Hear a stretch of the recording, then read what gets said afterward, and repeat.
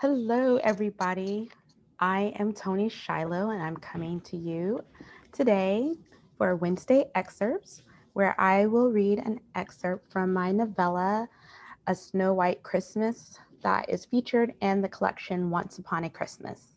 I decided to do this one because it's 99 cents on ebook this week because we're celebrating releasing another collection, Once Upon a Summer, which is coming out May 25th. So I thought it'd be fun to, share a little fairy tale retelling. So I'll go ahead and read from chapter 1 of my novella. I love you, Mara, not Amala. Warmth drained from Amala's face as she fell back against the wall, cutting off her view of the two people who were supposed to love her. A tear slipped down her cheek. Well, she already knew her stepmother didn't love her, but her fiancé certainly had claim to. She stared at the gaudy diamond on her left finger while her stomach churned. Hunter had feelings for Mara? No, more than feelings. He was in love with her? Had he been? She gulped. Cheating on Amala with her stepmom? How long?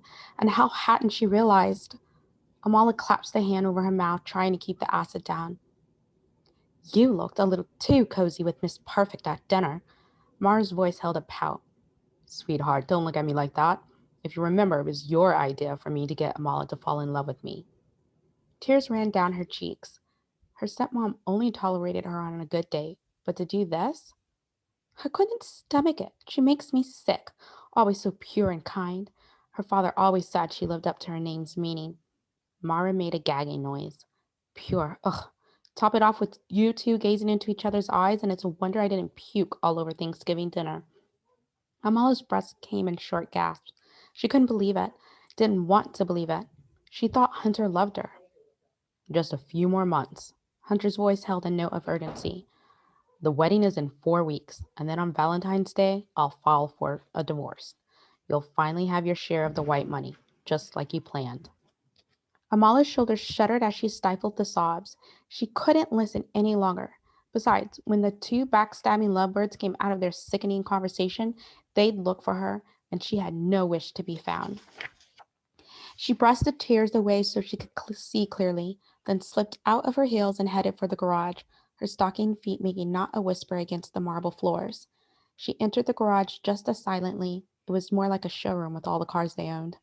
Yanked the keys to the black Audi sedan off their hook and climbed into the car, tossing her heels on the passenger seat before starting the engine and peeling away. Her breath shuddered as Hunter's voice echoed in her head. I love you, Mara, not Amala. Lord, why? Why? I thought I was finally going to be happy. A man who loved me, a chance to get away from Mara. She practically spat the name. Her stepmom had made life miserable, picking Amala apart on a daily basis from the moment Amala's father died of a heart attack 10 years ago, as if his death hadn't been enough of a blow. Amala should have left on her 18th birthday, but Mara had flipped, acted like every single good deed she'd done for Amala was being thrown back in her face. Mara was the only parent Mala had, so she'd stayed. Had even gone to community college and graduated with a business degree she didn't want. Not that she knew what she did want. Snowflakes fell against the windshield, jarring her from her pity party.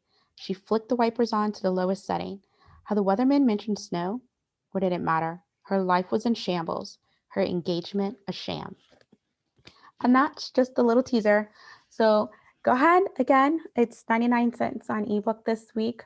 So grab yourself a copy if you haven't read it. I love these stories. The other stories in the book feature a Sleeping Beauty retelling, Mulan retelling, Cinderella retelling, and The Little Mermaid. Thank you for listening and joining me for Wednesday Excerpts, and we'll see you next week.